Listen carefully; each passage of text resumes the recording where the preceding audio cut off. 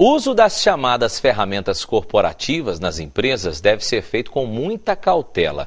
Para falar sobre este assunto e saber o que é isso, eu converso agora com Marcos Reis, que é advogado. Doutor Marcos, obrigado mais uma vez pela presença e pelas dicas que o senhor vai dar. Essa questão de ferramenta corporativa, exatamente o que é isso dentro de uma empresa e para que ela serve?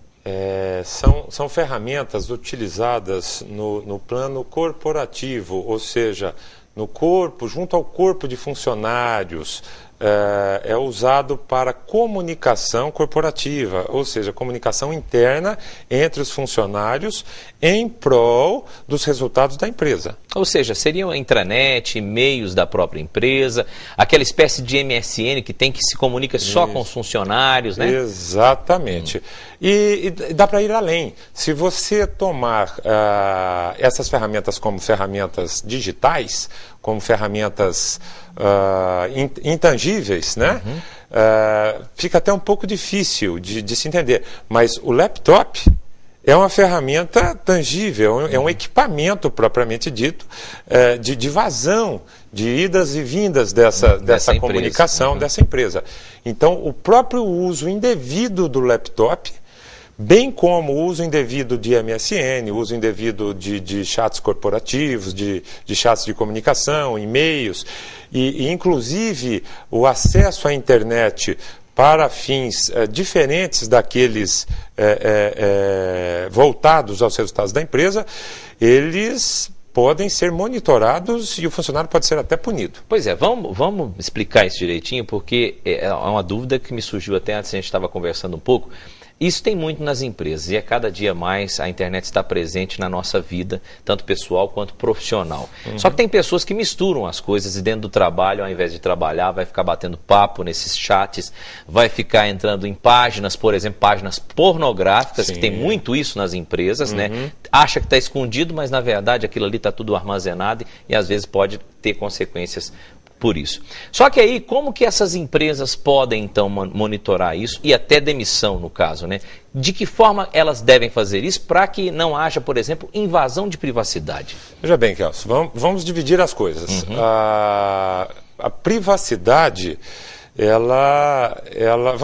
vamos ligar para que todos entendam melhor. A privacidade tem a ver com o seu particular, com a sua casa, com seus amigos, com seu equipamento, com seu equipamento particular. E a empresa? O que a empresa tem de privada? Para aquele funcionário, nada. Certo?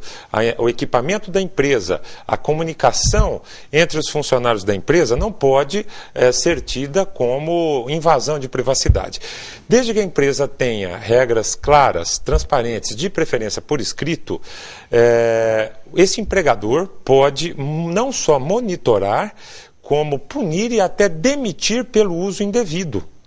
O que seria o uso indevido? Seria, como você disse, acesso a sites pornográficos, isso fere o código de ética da empresa, usar o MSN corporativo para conversar com a namorada, para conversar com os amigos, para marcar a balada do final de semana, usar a ferramenta de comunicação corporativa, os chats, né, de bate-papo interno, para marcar o futebol mais tarde, mesmo que seja com amigos de dentro da empresa, foge dos objetivos da empresa. Empresa é trabalho. Veja bem, Kelso, se o funcionário é contratado para trabalhar 8 horas, as 8 horas que ele estiver lá dentro, exceção feita, é lógico, no intervalo de almoço e de lanche, fora disso, é trabalho, é 100%. As 8 horas têm que ser despendidas com trabalho e resultado.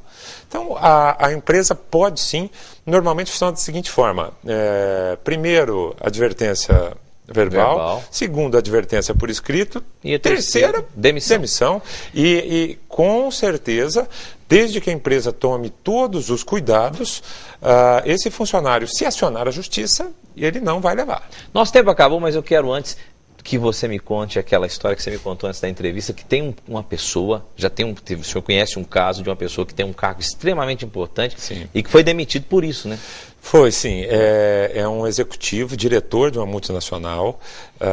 O cargo dele era tão importante que ele trabalhava no Brasil, mas ele era registrado nos Estados Unidos.